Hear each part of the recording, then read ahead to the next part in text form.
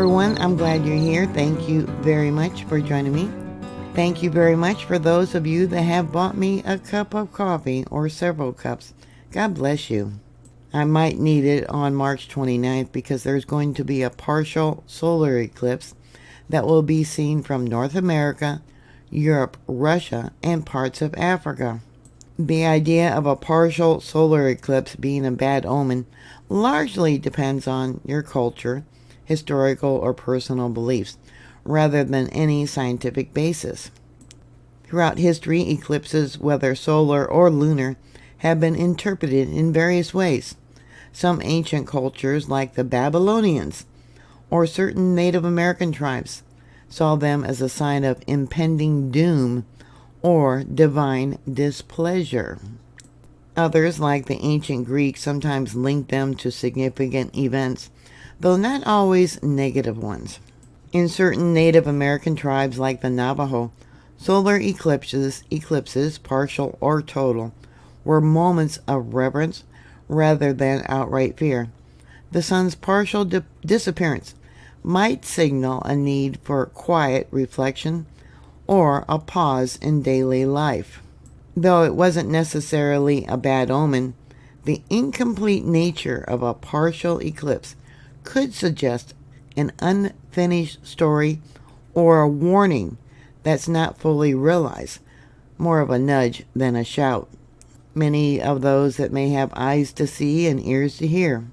In medieval European folklore, eclipses of any kind were often tied to chaos or divine messages. A partial solar eclipse might be interpreted as a sign of brewing trouble, like a king's illness or a coming famine. Yeah, maybe the 4 horsemen that are coming, but not as catastrophic as a total blackout of the sun. Although it won't be as spectacular as North America's April 2024 total solar eclipse, the first solar eclipse since the Ring of Fire eclipse in October of 2024 is set to bring stunning views to some lucky eclipse chasers. Just 2 weeks after a stunning lunar eclipse on March 13th and 14th of this year, skywatchers across the western Northern Hemisphere will see at least a partial solar eclipse on March 29th of this year. A partial solar eclipse during the moon's dark center shadow, its umbra, just misses Earth, and the moon appears to cover only part of the sun's disk. It will begin in Canada and the United States as a deep eclipse at sunrise and set in northern Russia as a slight eclipse. I have an image here that shows the solar eclipse.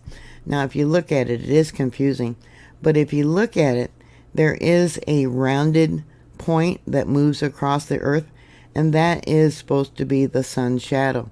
So you follow that rounded disc across the U.S., down there by South America, and it moves across Europe and up into Russia. That's the eclipse and what it's supposed to be looking like, or the area that it covers.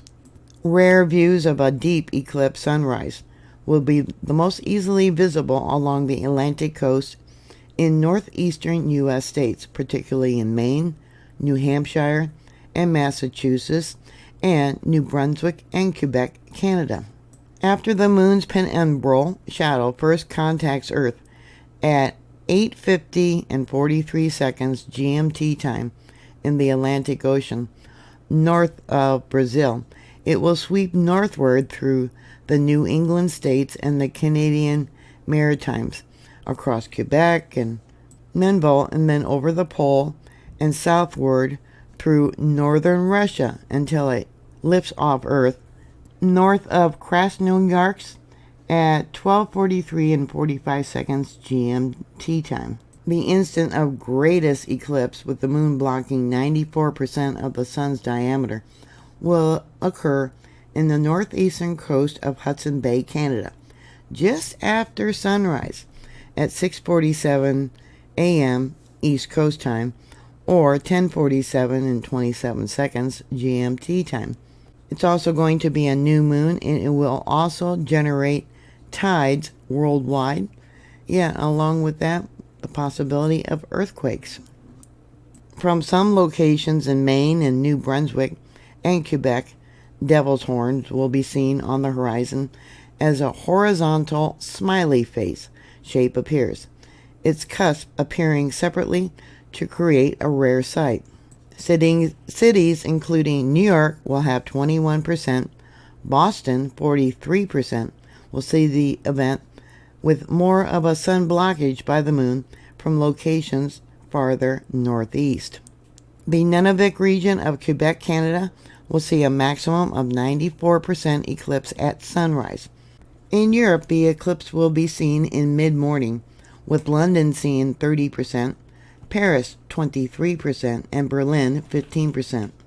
A slight eclipse will be visible in parts of northwest Africa and Russia. This partial eclipse comes 3 years and 9 months after a similar eclipse on June 10th, 2021, when an annual solar eclipse in far north Ontario in Canada, Greenland, and Russia caused a partial eclipse sunrise to be seen from northeastern U.S., and then there was a 70% eclipse sunrise that was seen in Toronto, Philadelphia, New York, and Boston. The next solar eclipse visible in North America will be a small partial solar eclipse on August 12, 2026.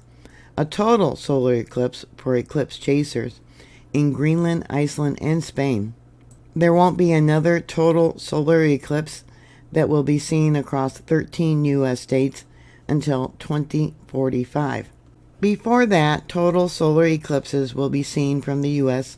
early on March 30th, 2033 in Alaska and close to sunset on August 22nd, 2044 in Montana and the Dakotas. That will be 2044.